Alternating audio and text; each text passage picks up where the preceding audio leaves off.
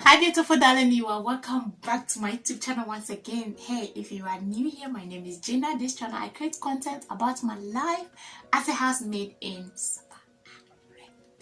okay, so if you are new here, don't forget to subscribe and put that notification button on so that anytime I upload a new video, you'll be the first person to see the video. Thank you for clicking. Hey, my OG, my returning subscribers, thank you for always being there for me. Hey, I appreciate it a lot. Okay, I'm grateful for your support. Okay, so without wasting much time, let's get straight into the video.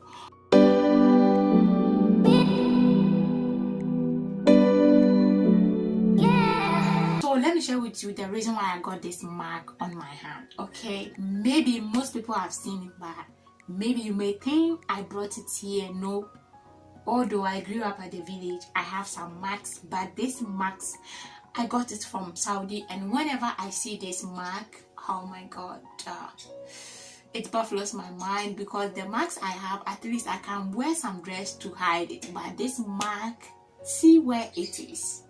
There's nothing I can do it. Okay, so somewhere 2019, Ramadan, after Ramadan, you know, we used to go to farm after Ramadan. Every Ramadan, it's only that this coronavirus came that we don't go there.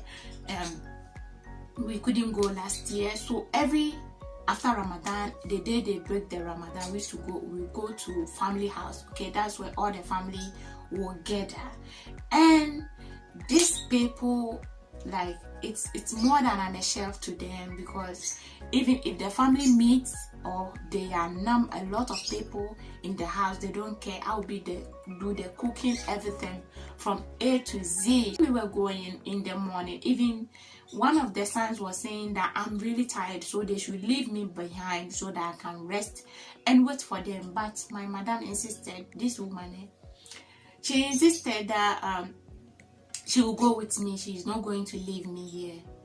So do I have a choice? I don't have anything to say.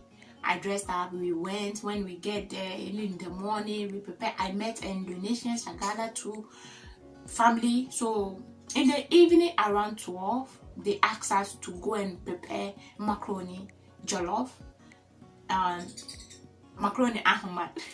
So we were preparing macaroni jollof, and you know, this country, they use some butter in the can. You know, the housemaid people may know what I'm talking about.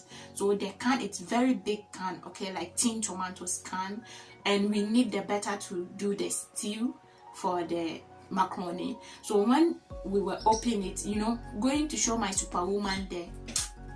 So when we were opening the can, we used a tin cutter to open the can, and when we were opening it, we got to a point that the tin cutter is not cutting it again, and it has left some place that we can't open and we can't leave it to. So I was forcing, and I used knife. Okay, I used knife to cut it, like the way the African we use knife to cut it. That's what I was saying. I'm saying that don't come and show your African superwoman in Arab people's house, because if you show your African, if you can show it in Ghana or your country, Africa, okay? Because if you get problem, your families will be there to support you. But here, if you show your African superwoman and you get a problem, please, you'll be like, nobody's going to support you. Nobody's going to be there for you. You will do your work like the way you are doing it normal. Okay, so when I was using the knife to cut it, and my hand and the can top, where we have used the tin cutter to cut already, you know, that sharp, when you open the can head, you know, that sharp object, my hand, when I was using the knife, my hand and that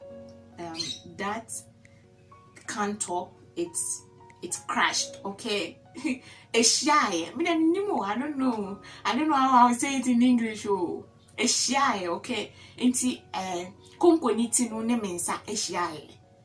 Then it crashed. You know, I was using a lot of energy to use the knife to cut it, and it crashed. Then I shouted. I said, "I've cut my hand." Then when I see here, it was very white. There was no blood. then I use my hand to do it like this. The first thing that came into my head is that, how will I work? How will I clean the utensils? How will I do the work? That's the first thing that came into my head, because I know the type of skin I have. Something small, it will be a big whoop. Something small, I'll get a sore. Okay, so I was just standing, I don't know what to do. Then the lady came and said, oh, is it true that you have cut yourself? Then I said, yes, a big up to you. Okay, you really helped me. And like, we forced at the kitchen, me and her, we tried to stop the blood, but the blood was not stopping. And that girl said, okay, for now we don't know what we are going to do again. So the girl went to the hall and told them that this is what have happened to me. I have cut myself and there's a lot of blood coming, so they should come and see whether they will take me to hospital or whatever they will do. And when the girl went in, it's very sad that my madam and the 3 daughters, grown up 3 daughters, four of them, they were sitting at the hall. I swear, nobody attended to me. Nobody even get to the kitchen. That thing, it still pains me. Like the way I'm sacrificing, although I need money, okay, but some works, it's like a sacrifice. I do all these things for them, and they don't appreciate, they don't know how important I am to them. But very soon I will mafia them. The time they need me the most, that will be the time I also quit this job. I don't care. So they couldn't attend to me, and one of the family members, that lady came to me. Oh, she was even crying because when she see the blood coming in, it wasn't easy. So she went quickly and used some old rag at the kitchen. Then you use it to tie my hand. Then she went and told the mother. She even didn't go to my madam because I think they know the type of character they have. Because how that you are working or you came with your shagala or your house help and there's a problem, you need to attend to, okay, and ask what's the reason why. So the girl went to the mother and told the mother, this is what has happened to me, but there's too much blood coming. Then the mother said, okay, take her to hospital. So that lady took me to hospital. She stand there for more than 30 minutes and they haven't attended to me. And God being so good, they attended to me. They stitch it. And when they stitch it, they give me injection. Then they give me drugs. Then we came back home. My God, when we came back home, still this woman didn't ask me like, how am I even feeling? Oh my God, some Arabs are very heartless.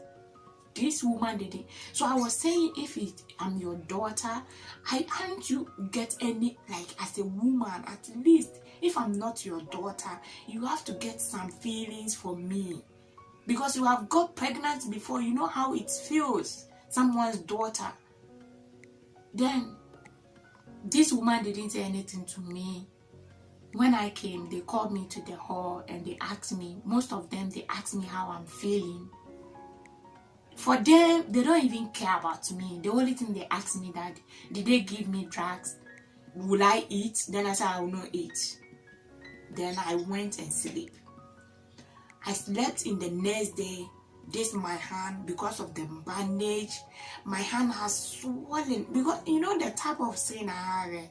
My hand has swollen. It has swollen, and I called one of my friends in Ghana and I told her this is what has happened to me, and she told me that maybe it's because of the bandage. It's very, they tight it, okay, it's very tight, so maybe that's the reason why it's swelling. So I should remove the bandage again and redo it. Okay, so I remove it and I redo it before the swelling come down small. Maybe I will show you picture to where maybe some here. Okay, I'll show you.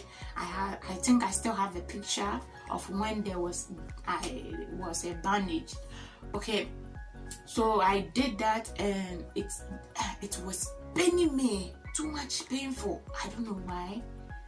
And in the afternoon, one of the daughters came, why am I still lying down? Meanwhile, I know that the kids have wake up and I need to go and like tied where they slept and pick everything, their blanket and everything. I should go and fold it. Then I said, oh, my hand, just I can't even do anything with my hand. And you were asking me to go and wash bathrooms, to go and fold blankets. Then I started crying. Then I said, my hand is paining me. He said, this thing small that you are lying there, you don't want to go and work. Then the mother also came and he said, when you were doing that thing, who told you to go and do it? You should have taken your time and do it. That's what the woman came and told me. She didn't have any sympathy for me. How am I even feeling?